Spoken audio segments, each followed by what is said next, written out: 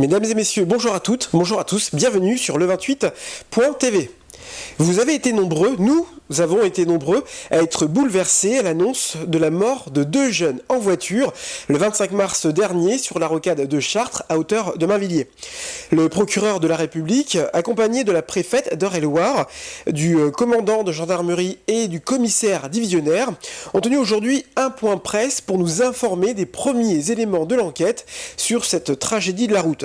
Je vous propose d'en visionner quelques extraits. À ce stade de l'enquête, qui est encore en cours, je le précise, il est acquis que le conducteur du camion grue contre lequel le véhicule particulier était venu s'encastrer, que le conducteur du camion grue n'a strictement aucune responsabilité susceptible d'être engagée. Il est apparu que l'accident est survenu parce que nous avions malheureusement deux jeunes gens qui, en sortie de boîte de nuit, ont repris leur véhicule alors qu'ils étaient sous l'emprise de l'alcool, sous l'emprise de produits stupéfiants, fatigués, et de ce fait ils ont eu un comportement à risque qui, je me permets de le dire, les empêchait quasiment à coup sûr de pouvoir rentrer chez eux de façon saine et sauve. Vu les ingrédients, le cocktail explosif en termes d'éléments de dangerosité qui étaient réunis, il était quasiment impossible qu'ils puissent rentrer à leur domicile qui était distant de plusieurs dizaines de kilomètres. J'insiste sur ces points. Donc on était en sortie de boîte de nuit, il était tôt le matin, aux alentours de 7 heures. Nous savons, grâce aux analyses sanguines qui ont été effectuées, que l'un comme l'autre, c'est-à-dire le conducteur comme son passager, était sous l'emprise d'un taux d'alcoolémie important.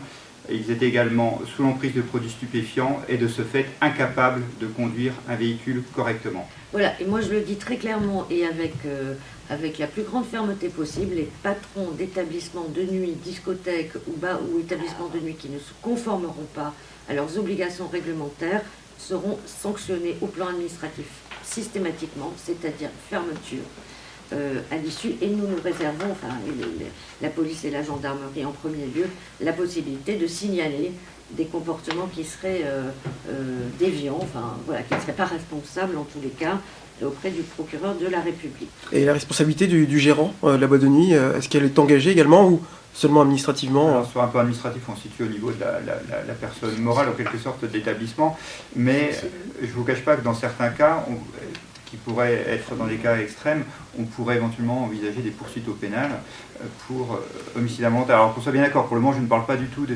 l'accident du 25 mars, mais voilà, ça s'est déjà vu que des gérants d'établissements de nuit se soient vus poursuivre devant le tribunal correctionnel pour homicide involontaire lorsqu'il est apparu que manifestement ils avaient eu une responsabilité importante dans le fait que des personnes prennent la route complètement ivres après en sortant de leur établissement.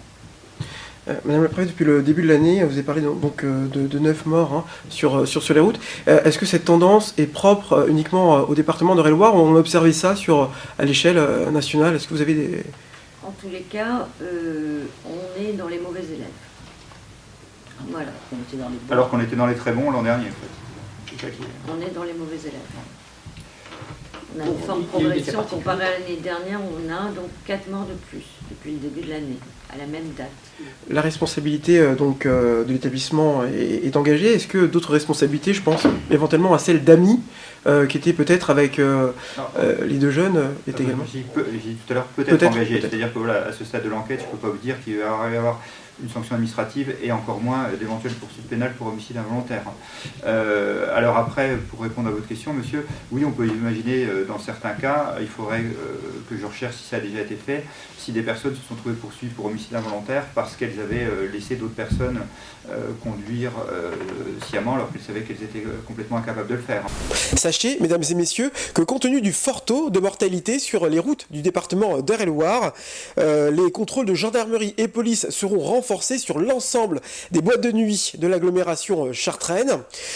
Le procureur de la République a tenu également à rappeler qu'en cas de forte infraction, les véhicules seront d'abord immobilisés, puis ensuite définitivement confisqués du propriétaire.